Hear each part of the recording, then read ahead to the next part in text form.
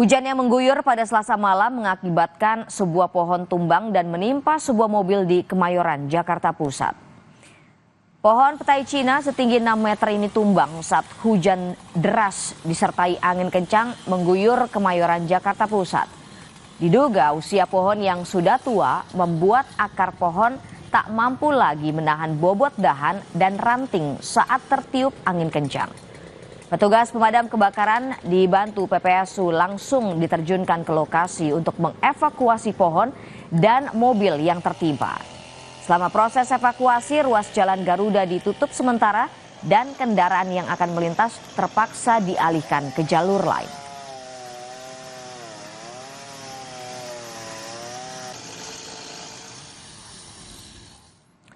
Jalan Nasional Madiun Surabaya di Kecamatan Saradan, Kabupaten Madiun, Jawa Timur terendam banjir.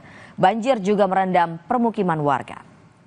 Jalan Nasional Madiun Surabaya di Dusun Petung, Desa Sugiwaras, Kecamatan Saradan, Madiun terendam banjir pada Selasa petang hingga malam.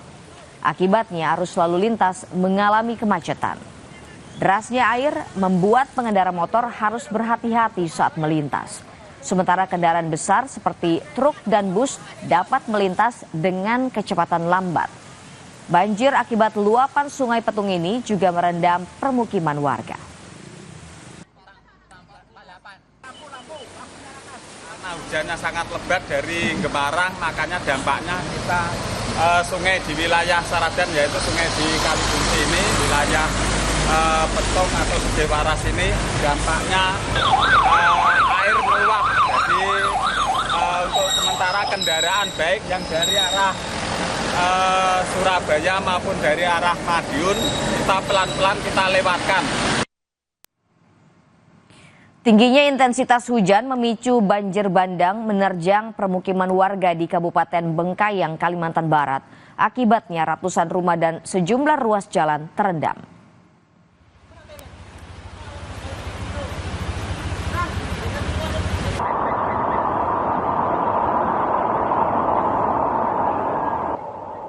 Banjir bandang melanda permukiman di sekitar bantaran Sungai Sebalo, Kecamatan Bengkayan.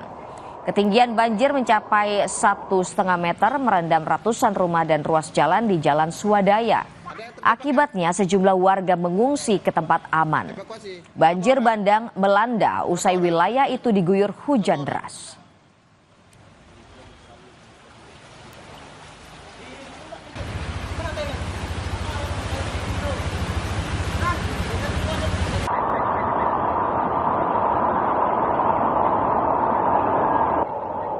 Jalan Swadaya sudah mencapai ketinggian mungkin sekitar